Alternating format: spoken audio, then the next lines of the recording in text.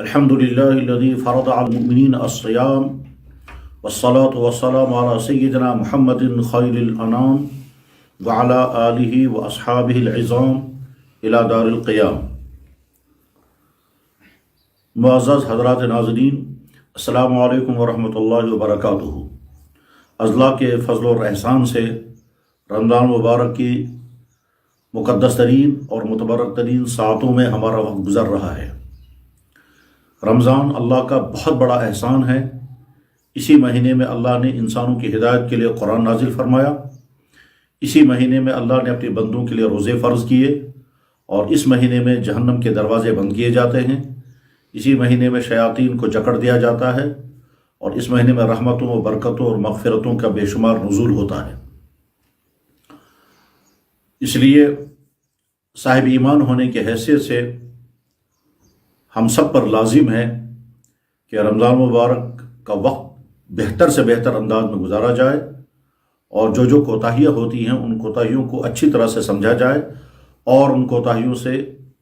अपने आप को बचाने की और कम से कम अपने अहले खाना और मुताल्लिक़ीन को बचाने की हर मुमकिन तदबीर की जाए। हज़रात, रमज़ान मुबारक में सबसे अहम तरीन फ़रीज़ा हर ईमान वाले पर रोज़ा है। यह रोज़ा इस दर्जे का फ़र्ज़ है कि अल्लाह ने इसका हुक्म कुरान करीम में फ़रमाया और अल्लाह के नबी अलैहिस्सलातु वस्सलाम ने अपने इरशादात, जिनको हम अहादीस कहते हैं, उनमें तरगीब, ताकीद और बहुत ही ज़्यादा ताकीद के साथ रोज़ा रखने का हुक्म दिया। इसलिए हर ईमान वाले को चाहिए कि शौक़ और जज्बे के साथ अल्लाह के फ़रीज़े को अदा करने के अज़्म के साथ, और अगर बिलफ़र्ज़ बोझ पड़ रहा हो तो उसको खुशदिली से बर्दाश्त के साथ रोज़ों का एहतमाम किया जाए। अल्लाह के नबी अलैहिस्सलातु वस्सलाम ने जो रोज़ों की फ़र्ज़ियत बयान फरमाई तो उस हदीस में लफ्ज़ एहतसाब इस्तेमाल फरमाया। हदीस मुबारक के अल्फाज इस तरह से हैं, मन साम रमज़ान ईमानन व एहतसाबा, जिसने रमज़ान के रोज़े रखे ईमान और एहतसाब की बुनियाद पर। एहतसाब कहते हैं किसी भी अमल को अंजाम देते हुए जो मुश्किल पेश आती है उस मुश्किल को खुशदिली से बर्दाश्त किया जाए और इखलास के साथ अल्लाह के रज़ा के लिए उस अमल को किया जाए। तो ज़ाहिर है रोज़ा रखते हुए कुछ ना कुछ तकलीफ़ तो होगी, ख़ुसूसन भूख और प्यास की तकलीफ़। तो खुशदिली के साथ उस तकलीफ़ को बर्दाश्त किया जाए ताकि आइंदा जो अजीम इनामात इन रोज़ों के बदले में मिलने वाले हैं, हम अपने आप को इन इनामात का मुस्तहिक़ बना सकें। इस जज्बे के साथ जब इंसान खुशी और शौक़ के साथ रोज़ों की तकलीफ़ को बर्दाश्त करता है तो इस कैफियत का नाम एहतसाब है। जैसे किसी बीमार शख्स को डॉक्टर ने कहा कि तुम्हें 24 घंटे तक भूखा रहना है अब, और उसके बाद फिर तुम्हारी सर्जरी होगी या तुम्हारा ट्रीटमेंट होगा या तुम्हारा चेकअप होगा, तो यह आदमी बड़ी खुशदिली के साथ वो भूख बर्दाश्त कर लेता है ताकि आइंदा उसका चेकअप ठीक तरह से हो सके। या किसी इंसान को दांत में दर्द हो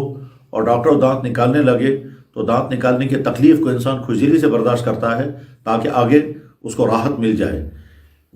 पेश आने वाली तकलीफ़ को आइंदा मिलने वाली राहत की उम्मीद पर खुशी के साथ बर्दाश्त करना, ये एहतसाब है।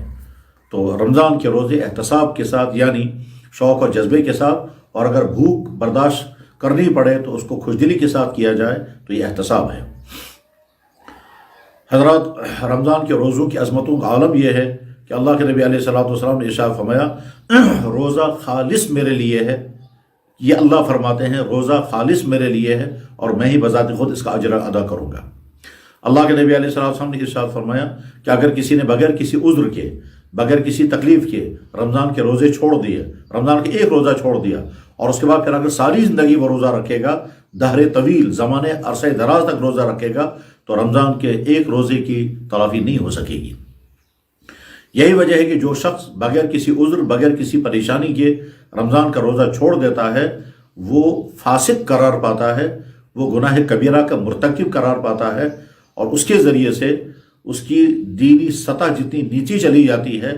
और उस जानबूझ का रोज़ा छोड़ने की वजह से जो नहुसतें, बल्कि अल्लाह हिफाजत फरमाए, जो लानतें और जो तबाहियाँ उसकी ज़िंदगी में आती हैं उसका अंदाज़ा करना मुश्किल है। इंसान दुनिया के दूसरे बहुत सारे मकासद के लिए कई कई घंटों तक भूख बर्दाश्त कर लेता है, لیکن اللہ کے حکم کی بنیاد پر اگر یہ بھوک برداشت کرنے کے لیے تیار نہیں ہوتا تو پھر وقتی طور پر تو اس نے اپنی بھوک مٹا لی اور اپنے آپ کو خوش کر لیا، لیکن یہ وہ خوشی ہے جس خوشی کے ذریعے سے اس نے اللہ کو ناراض کر لیا، تو اب اللہ کے ناراضگی دوسرے موقع پر کس طرح سے اس پر نازل ہوگی اس کا اندازہ نہیں کیا جا سکتا۔ اس لیے حضرات، پہلی کوتاہی جو رمضان میں ہوتی ہے وہ یہ کہ روزے چھوڑ دیے جائیں اور بغیر کسی عذر کے، بغیر کسی پریشانی کے، بغیر کسی الجھن کے روزوں کو ترک کیا جائے، اس سے پرہیز کرنا ضروری ہے۔ تمام وہ بھائی جو بغیر کسی مجبوری کے، بغیر کسی عذر کے رمضان میں روزے نہیں رکھتے ہیں، ان کے لیے دردمندانہ گزارش، ایمان کا مطالبہ، اللہ کے حکم پورا کرنے کا جذبہ پیدا کرنے کی گزارش کے ساتھ درخواست کی جاتی ہے کہ اپنی روش بدل دیں اور روزہ شوق کے ساتھ رکھیں۔ اس میں مرد اور خواتین کی کوئی تخصیص نہیں ہے، بلکہ اسلامی معاشروں میں تو اپنے بچوں کو بھی روزے رکھوائے جاتے تھے تاکہ گھروں کا ماحول، روزوں کا ماحول بن جائے۔ رمضان شریف میں تو گھروں کا، بازاروں کا، محلوں کا، اداروں کا، سکولوں کا، ہسپتالوں کا ماحول ہی بدل جاتا ہے۔ ایسے رمضان آنا چاہیے۔ حتیٰ کہ ایسا بھی پایا گیا کہ غیر مسلم لوگ بھی سمجھتے تھے کہ مسلمانوں کا رمضان چل رہا ہے، ہم ان کے سامنے کھانا پسند نہیں کریں گے کیونکہ ان کا روزہ ہے۔ اس لیے تمام وہ بھائی جو رمضان میں کوتاہی کرتے ہیں وہ اپنی اس کوتاہی کو دور کریں اور شوق و جذبے کے ساتھ روزہ رکھیں، اور اگر اس میں بھوک برداشت کرنی پڑے، پیاس برداشت کرنی پڑے، تو یاد رکھیں یہ بھوک اور پیاس برداشت کرنا روحانی، اخلاقی اور جسمانی بے شمار فوائد کا سرچشمہ ہے۔ سارا میڈیکل سائنس، تمام آیورویدک کی کتابیں، تمام یونانی اطباء کی کتابیں اور عام تجربات صاف صاف بتاتے ہیں کہ بھوکا رہنے کے نتیجے میں انسان کو کتنے فائدے ہوتے ہیں، روزوں کے نتیجے میں انسان کے جسم کو کتنے فائدے ہیں، اس پر تو سینکڑوں نہیں ہزاروں صفحات لکھے جا چکے ہیں اور سینکڑوں کتابیں مرتب ہو گئی ہیں روزوں کے جسمانی فائدے۔ تو اس لیے روزہ اگرچہ مشکل لگ رہا ہو بھوک کے برداشت کرنے کی وجہ سے، پیاس برداشت کرنے کی وجہ سے، لیکن یہ مشکل ہی در حقیقت انسان کو بہت سارے فائدوں کا ضامن بناتی ہے۔ روزوں کے اخلاقی فائدے ہوتے ہیں، اس لیے کہ انسان کے اندر قوت ضبط پیدا ہوتی ہے، انسان برداشت کرنے کا مزاج اپنے اندر پیدا کر لیتا ہے، اور آگے چل کر کے جب مختلف چیزوں میں برداشت کرنے کا امتحان آتا ہے تو چونکہ رمضان میں وہ عادی ہو چکا ہوتا ہے، اسے وہ برداشت کر لیتا ہے۔ حضرات ذرا سا غور کریں، رمضان میں بندہ حلال پاکیزہ غذائیں یعنی کھانا پینا اور کھانے پینے کی تمام چیزیں اللہ کے حکم کی بنا پر چھوڑ دیتا ہے۔ اسی بندے کو جب رمضان کے بعد اللہ اور اللہ کے نبی حکم فرمائیں گے کسی حرام چیز سے بچنے کا، تو اس کے لیے حرام چیز سے بچنا بہت آسان ہوگا، اس لیے کہ جو بندہ اللہ کے کہنے پر حلال چیز چھوڑنے کو تیار ہو گیا، وہ بندہ یقیناً حرام چیز چھوڑنے کے لیے بدرجہ اولا آمادہ ہوگا۔ تو رمضان کے فائدے جسمانی بھی ہیں، روحانی بھی ہیں، اخلاقی بھی ہیں، بلکہ ضبط نفس جو بے شمار سعادتوں اور خیرات کا منبع بنتا ہے، ضبط نفس کے نتیجے میں انسان کی ساری زندگی میں ایک خوشگوار تبدیلی آتی ہے، وہ ضبط نفس اسی روزے کے نتیجے میں حاصل ہوتا ہے۔ ضبط نفس کا اثر پورے اخلاقیات پر پڑتا ہے، ضبط نفس کا اثر اس کی معاشیات پر پڑتا ہے۔ ضبط نفس کے نتیجے میں انسان بے شمار الجھنوں سے بچ جاتا ہے اور نفس کو کنٹرول کرنے کا سبق جو ہے وہ روزہ ہی سکھاتا ہے۔ لہٰذا یہ پہلی کوتاہی کہ ہمارے بہت سارے وہ بھائی کہ جو اچھی حالت میں ہیں، مالی اعتبار سے بھی، جسمانی اعتبار سے بھی، تو وہ روزوں کو چھوڑ دیتے ہیں۔ اس کوتاہی کو دور کیا جانا چاہیے۔ روزوں کو چھوڑنے کا عمل دفتروں میں دیکھا جاتا ہے، بازاروں میں دیکھا جاتا ہے، ہوٹلوں میں دیکھا جاتا ہے، بہت سارے گھروں میں دیکھا جاتا ہے کہ تندرست انسان، کسی قسم کی کوئی کمی خامی نہیں ہے، اور اس کے باوجود روزہ چھوڑ کر کے وہ وقت گزارتے ہیں۔ اس کوتاہی کو لازماً دور کیا جانا چاہیے۔ رمضان شریف میں پہلی کوتاہی عموماً یہ ہوتی ہے۔ بلکہ اگر کوئی افسر ہو اور وہ روزہ نہ رکھے تو اس کے ماتحت ملازم کی ذمہ داری نہیں ہے کہ اس کو پانی پلائے، اس کو چائے پلائے، اگرچہ بیچارہ وہ اس کے رعب کی وجہ سے اس کے اصرار کی وجہ سے مجبور ہو جاتا ہے، لیکن در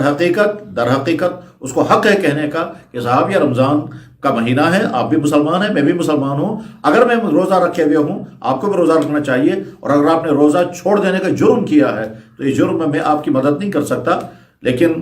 اگر اسے بیچارے کو ڈر ہو کہ اس طرح کی بات کہنے کے نتیجے میں الٹا مجھ پر ہی کوئی مصیبت ڈالی جائے گی، تو وہ مجبور ہو کر کے چائے اور پانی اور دوسری چیزیں پیش کرتا رہے گا، لیکن بہرحال وہ صاحب خود مجرم ہیں اور اسے جرم قرار رہے ہیں۔ اسی طرح سے گھروں میں جو لوگ صحت مند، تندرست، کسی قسم کی کوئی کمی نہیں ہے اور روزے چھوڑ دیتے ہیں اور اپنے گھر کی مستورات کو کہتے ہیں کہ روزے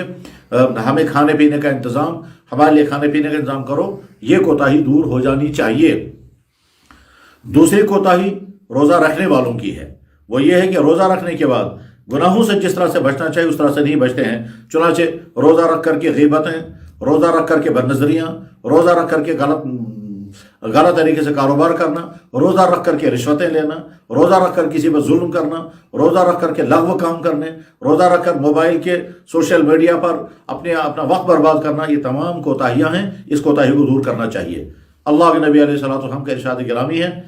آپ نے فرمایا من لم یدع قول الزور والعمل به فلیس للہ حاجۃ فی ان یدع طعامہ وشرابہ، جس نے جھوٹ بولنا اور بری بات کرنا نہیں چھوڑا تو اللہ کو ایسے روزوں کی کوئی پرواہ نہیں ہے۔ اور ایک حدیث میں ہے، اللہ کے نبی علیہ الصلوۃ والسلام کو مبارک ارشاد ہے، کم من صائم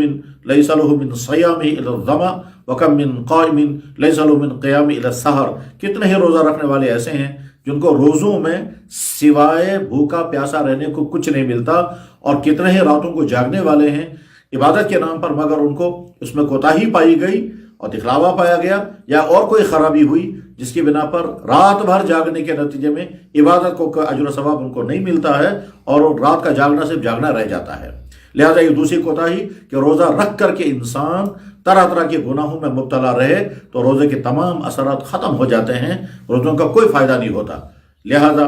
ایک طرف سے مبارک ان انسانوں کو جو روزہ رکھتے ہیں، لیکن دوسری طرف سے اپنی اصلاح اور اپنا سدھار کرنا بہت ضروری ہے کہ تمام وہ کوتاہیاں جو ہو رہی ہوں ان کو ترک کر دیا جائے، خصوصاً اپنی آنکھوں کا، اپنی زبان کا، اپنے کام کا، اپنے کانوں کا، اپنے کمائی کا اور اپنے خرچ کرنے کا احتساب کرنا بہت زیادہ ضروری ہے، اور ان تمام خرابیوں سے اپنے آپ کو بچانا چاہیے، تبھی روزوں کے وہ فائدے ہوں گے جن فائدوں کا تذکرہ اللہ جل شانہ نے قرآن کریم میں فرمایا لعلکم تتقون، تمہارے اندر تقوی پیدا ہوگا، اور یہ تقوی وہ عظیم ترین قیمتی صفت ہے کہ جس کے نتیجے میں انسان کی زندگی کا رخ ہی بدل جاتا ہے، انسان کو اعمال صالحہ کرنا آسان اور تمام گناہوں جن سے پیچھا چھوٹا مشکل ہوتا ہے، تقوی کے نتیجے میں ان گناہوں سے انسان بچ سکتا ہے۔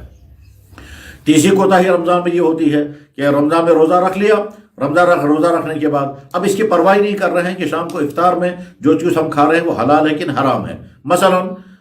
دفتروں سے رشوت کا پیسہ لے کر کے آئے، دکانوں سے چوری کا مال لے کر کے آئے، فراڈ مال کی بزنس کی ہے اور اس کے بعد بھی پیسہ لے کر کے آئے، ڈیوٹی نہیں دی اور تنخواہ لے کر کے آ گئے۔ غرض یہ کہ کمائی کے ناجائز ذرائع سے حاصل ہونے والی دولت سے اگر آپ نے شام کو قسم کے کھانے کھائے تو روزوں کا سارا اثر ختم ہو جاتا ہے۔ اس لیے اس رمضان کے مہینے میں حرام کمائی کمانے سے اور حرام کمائی کے ذریعے افطار کرنے سے پورا پرہیز کرنا چاہیے، تبھی روزوں کا فائدہ ہوگا۔